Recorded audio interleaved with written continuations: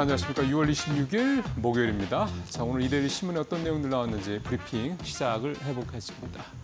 오늘 일면의 세컨탑 기사입니다. 한국 증시선진국 11년째 낙방, MSCI 선진지수 편입 관련된 얘기죠. 원래 관찰 대상국에 일단 등록을 하고 올라가고 1년이라고 하는데 하여간 1년이 될 수도 있고 1년 이상이 될 수 있다고 합니다. 어쨌든 1년 정도를 얘네가 말 잘 되는지 관찰을 하고 괜찮네? 그러면 이제 MSCI 선진지수에 편입이 되는 이런 수순을 밟는 건데요.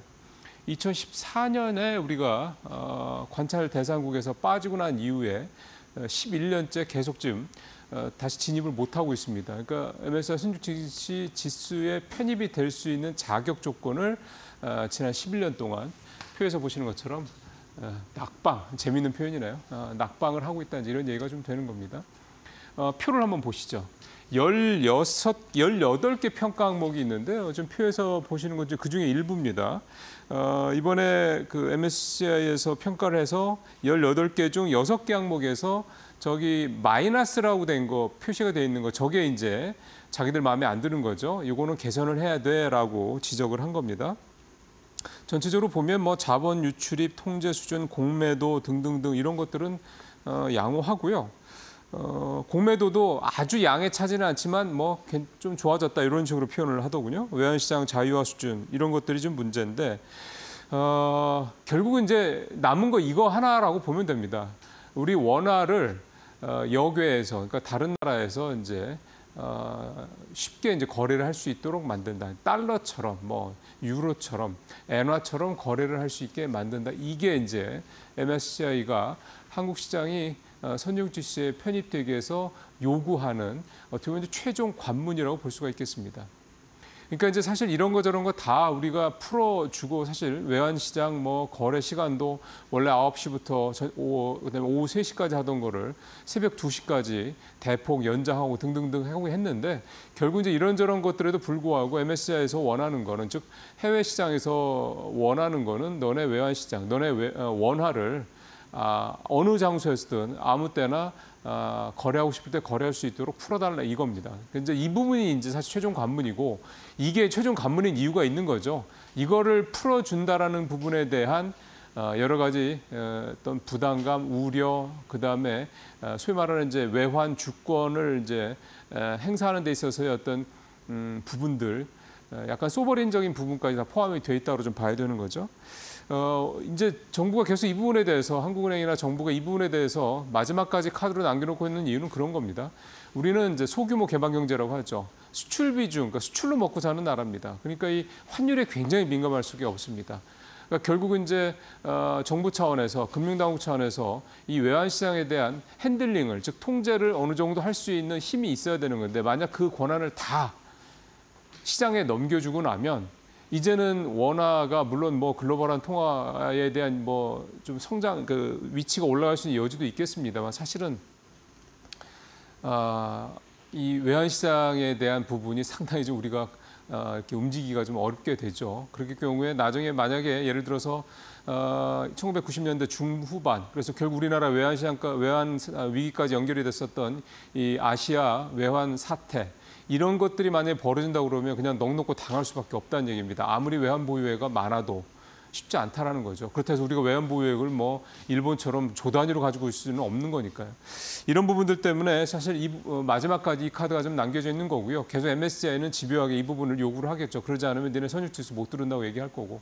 그럼 이제 선진지수에 들어가는 게 이제 무조건 좋은 것만 있느냐? 사실 조금 엇갈리는 것 같습니다. 뭐 한 50억 우리 돈은 한 50조 원 정도의 자금이 유입될 수 있을 것이라는 얘기도 나오지만 또 신흥지수에서 빠져나가면서 또 유출되는 자금도 또 만만치 않을 수도 있다는 얘기도 좀 있고요.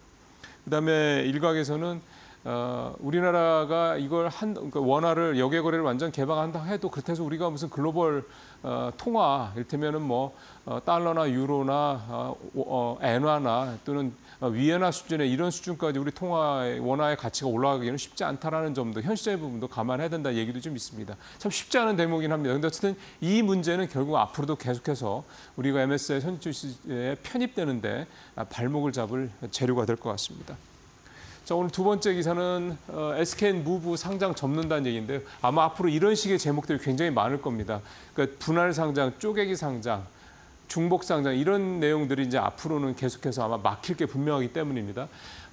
SK 이노베이션이 이제 지주회사죠, 중간에. SKN 무브. 윤활유 만드는 회사라고 보시면 됩니다. 이 회사를 이제 떼내려고 했죠. 그래서 상장을 하려고 그랬는데 이 윤활유 만드는 회사가 SK이노베이션이 이제 기름 하는 회사니까 이제 이거랑 업무가 많이 겹치죠.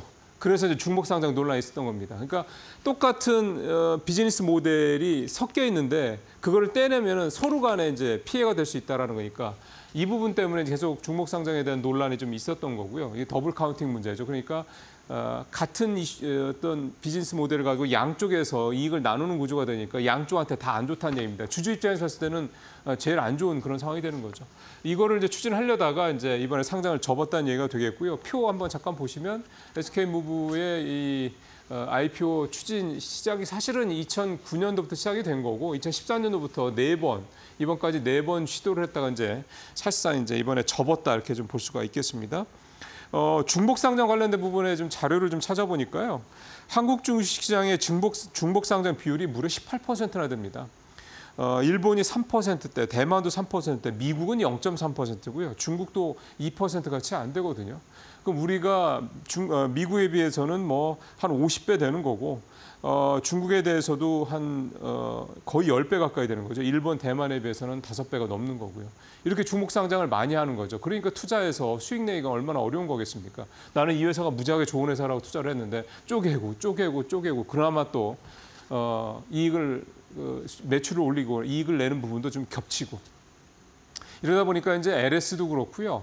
그다음에 두산도 그랬고요. 지금 이제 중복상, 그러니까 쪼개기 상장을 하려고 준비하고 있던 대기업들, 또 재벌 그룹들도 아무래도 못할 가능성이 높다. 그래서 제가 아까 제목의 이 기사에 이 앞에 있는 회사 이름만 바뀐 기사가 앞으로도 좀 계속될 가능성이 높다. 이렇게 좀 말씀드렸습니다. 쉽지 않을 겁니다. 상법 개정은 이제 곧 통과될 것 같고요. 전체적으로 이 부분에 대해서 아마 금융당국, 특히 이제 정부의 대통령실의 어떤 이런 부분들을 거슬리면서까지 쪼개기 상장을 할 수 있을 만한 그런 강심장의 회사가 있을까요? 주주들 눈 무서워할 때가 좀 된 것 같습니다. 자, 주식시장 얘기 2가지 오늘 준비를 좀 했습니다. 짧게 가겠습니다. 회전율 100%. 그러니까 손바뀜이 굉장히 많다는 거죠. 100%라는 얘기는 하루에 전체 주식이 한 번 다 주인이 바뀐다는 얘기가 얼마나 이게 거래가 많이 되는 거겠습니까? AI 관련주, 코인 관련, 스테이블 코인 관련주들의 얘기가 되는 거고요. 표를 한번 보시죠.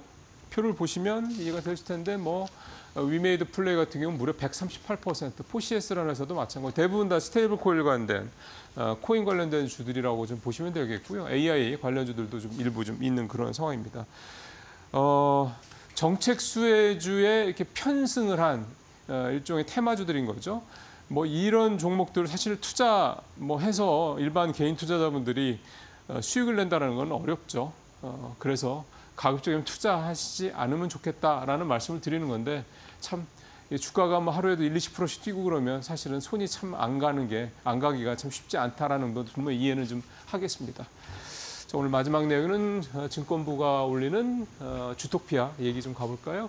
가치투자운용사 VIP가 SMCG라는 픽했다 이런 얘기인데 SMCG는요 화장품 용기인데 유리 용기 만드는 회사입니다. 펌텍코리아라는 회사가 플라스틱 용기로 화장품 용기를 만들고 이 SMCG는 그거랑 다르게 유리로 화장품 용기를 만들죠. 그러니까 되게 친환경적인 부분이 크죠.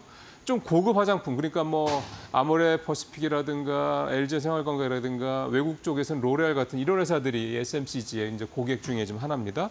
표를 한번 보시죠. 주가가 많이 올랐습니다. 그리고 이제 이 회사가 주가가 최근에 올랐던 이유 중에 하나도 우리나라의 대표적인 가치 투자 운용사죠. VIP 투자자문에서 이제 5% 넘게 지분을 좀 매입을 했기 때문인데요. VIP 같은 경우는 가치 투자라는 게 기본적으로 아주 이제 가치가 굉장히 저평가됐을 때 주가가 쌀 때 사서 그다음에 이제 한참 몇 년을 투자를 해서 이제 주가가 밸류에이션 이상으로 올라갔을 때 파는 이런 구도 아니겠습니까? 그거를 좀 우리나라에서는 2000년대 초반부터 그러니까 설립 이후부터 계속 꾸준히 좀 유지를 하고 있는 그런 회사인데요. 이 회사가 최근에 주식을 5.56% 102만 주를 샀고요. 그만큼 이제 이 앞으로 이제 우리가 이제 화장품 쪽에서 K뷰티가 상당히 좀 이 성장세가 오래 갈 것으로 보이는데 그 중에서도 이 SMCG 같은 경우는 이 큰 화장품 회사들을 중심으로 글로벌 화장품 회사들 중심으로 이 친환경 용기인 유리 용기에 대한 관심이 높아질 것이다라는 그런 기대감으로 좀 샀다 이렇게 좀 해석을 해볼 수가 있겠습니다. 주가가 지금 7,560원 정도인데 3월에 비해서 한 2배 가까이 올랐죠. 그래도 여전히 좀 최근에 샀으니까 VF 자산운용이 앞으로도 갈 가능성이 높다 이렇게 보고 있다 해석을 해볼 수가 있겠습니다. 뉴스브리핑 마치겠습니다.